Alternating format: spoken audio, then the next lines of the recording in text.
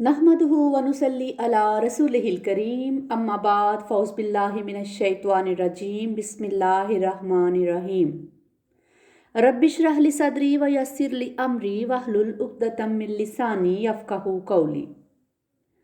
अस्सलामु अलैकुम व रहमतुल्लाहि व बरकातुहू। आज हम बात करेंगे कि कुरान मजीद के सिलसिले में उम्मत पर किस चीज़ का एहतमाम करना ज़रूरी है और क्या कुरान मजीद पर ईमान लाने के बाद सुन्नत की ज़रूरत बाकी रहती है। तो सबसे पहले देखते हैं कि कुरान मजीद के सिलसिले में उम्मत पर किस चीज़ का एहतमाम करना ज़रूरी है। मुसलमान उम्मत पर कुरान मजीद को मजबूती से पकड़ना, उसका हक अदा करना और उसकी पैरवी करना लाजिम है। सूरतुल अनाम आयत नंबर 155। इसी सिलसिले में एक हदीस भी है कि नबी पाक सल्लल्लाहु अलैहि वसल्लम ने फरमाया, आपने किताब अल्लाह को मजबूती से थामने की वसीयत फरमाई है। यह हदीस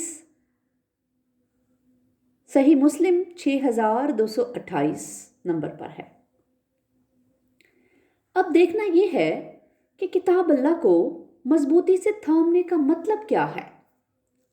उसका मतलब ये है कि दिन और रात के हिस्सों में इसकी तिलावत करना। दूसरी बात, कुरान मजीद को अपनी ज़बान में समझने और इसके मफ़हूम को उसी तरह से समझने के लिए जैसे अल्लाह रब्बुल जलाल वल इकराम और उसके प्यारे हबीब हज़रत मोहम्मद मुस्तफ़ा सल्लल्लाहु अलैहि वसल्लम ने समझाया, उसके तर्जमा और तफसीर की बाकायदा तालीम हासिल करना।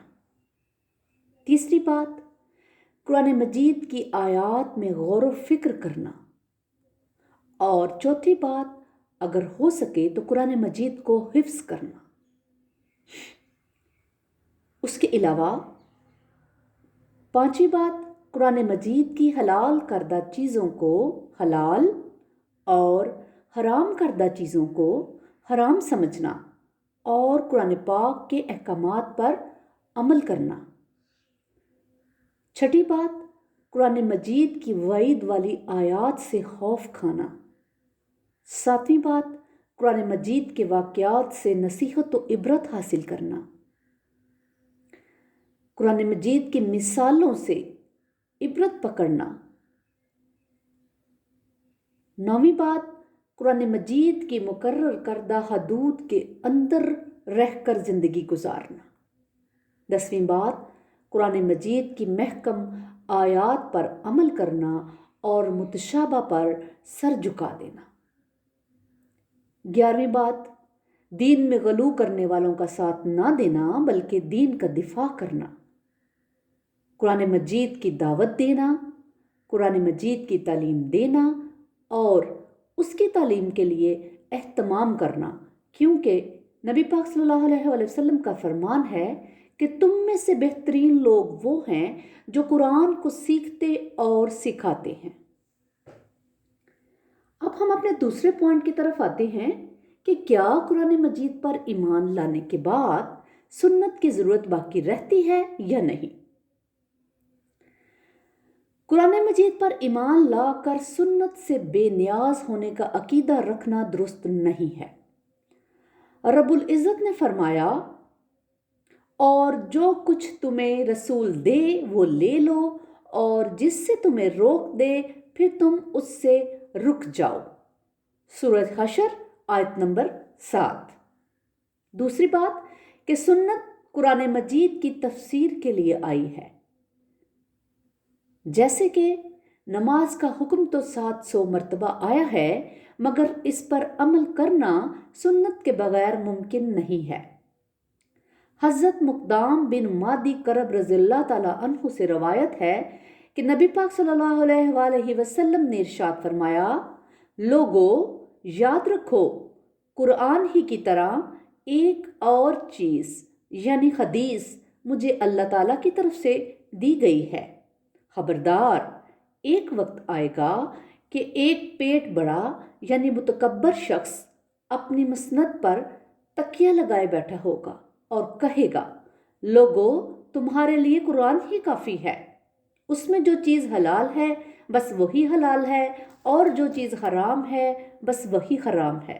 حالانکہ جو کچھ اللہ کے رسول صلی اللہ علیہ وآلہ وسلم نے حرام کیا ہے وہ ایسے ہی حرام ہے جیسے اللہ تعالیٰ نے حرام کیا ہے۔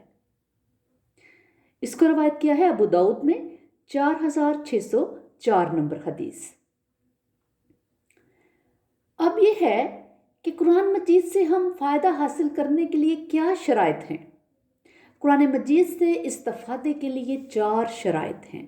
جو اپنے اندر یہ صفات پیدا کرے گا وہی قرآن حکیم کی ہدایت سے فائدہ اٹھائے گا۔ سب سے پہلی بات کہ ایمان، اس سے مراد اللہ تعالیٰ اور اس کے رسول کے بتائے ہوئے طریقے کے مطابق ایمان لانا اور ان کو دل سے تسلیم کرنا اور ان کے احکامات پر عمل کرنا۔ ایمان والوں کے لیے یہ کتاب رحمت اور شفا ہے۔ بنی اسرائیل آیت نمبر 82۔ دوسری بات اسلام، اس سے مراد ہے کہ دل کی خوشی کے ساتھ اللہ تعالیٰ کے احکامات کی پابندی کی جائے اور اپنے آپ کو اس طرح اللہ تعالیٰ کے حوالے کر دیں کہ فکر اور احساسات کا محور اور مرکز اللہ تعالیٰ کی ذات ہو۔ اس حوالگی کے بغیر یا اس حوالگی کے بعد ہر عمل میں اللہ تعالیٰ کی رضا کی طلب ظاہر ہوگی اور جو عمل اللہ تعالیٰ کو ناپسند ہیں ان سے بچا جائے، ان سے اجتناب کیا جائے۔ اسلام کی وجہ سے اللہ تعالیٰ کا کلام شفا بنتا ہے، دل اور زبان پر یہ کلام جاری ہو جاتا ہے۔ احسان، اس سے مراد یہ ہے کہ ایمان لا کر اسلام کو اپنانے میں عمدگی اختیار کرنا، اللہ تعالیٰ کے احکامات کی فوری تعمیل، اس کے منع کی ہوئی باتوں سے پرہیز اور ہر حال میں اس بات کو سمجھنا کہ اللہ تعالیٰ دیکھ رہا ہے۔ اسی سے اعمال میں اخلاص اور عمدگی پیدا ہوگی۔ احسان کرنے والوں کے لیے یہ کتاب ہدایت اور رحمت ہے۔ سورہ لقمان آیت نمبر 3۔ چوتھی بات آ جاتی ہے تقویٰ۔ اس سے مراد ہے اللہ تعالیٰ سے ڈرتے ہوئے کفر اور شرک سے بچنا، فرائض، واجبات اور مستحبات میں بھی سستی اور غفلت سے پرہیز کرنا، حرام اور ناپسندیدہ کاموں سے بچنا۔ تقویٰ کی وجہ سے ہی ارادوں میں قرآن مجید کی جھلک نظر آتی ہے۔ سورہ بقرہ آیت نمبر 2 میں اللہ پاک نے فرمایا، اور یہ کتاب کوئی شک نہیں کہ تقویٰ والوں کے لیے ہدایت ہے۔ اسی لیے ان کے فیصلے قرآن مجید کے آئینہ دار ہوتے ہیں۔ جو شخص اس ہدایت سے فائدہ نہیں اٹھاتا وہ محروم رہے گا، اگرچہ سرچشمہ جاری ہے لیکن اس کے لیے ہونا یا نہ ہونا برابر ہے۔ اسی لیے ہم دعا کرتے ہیں کہ اے اللہ، اے رب ذوالجلال، اے رحیم و کریم، اے مالک، اس کتاب کو قبر کی وحشتوں میں ہمارا مونس بنا دینا۔ یا ارحم الراحمین، یا اکرم الاکرمین، یا رب العالمین، قرآن مجید کے ذریعے ہم پہ رحمتیں نازل فرما، آمین ثم آمین۔ ربنا تقبل منا انک انت السمیع العلیم وتب علینا انک انت التواب الرحیم۔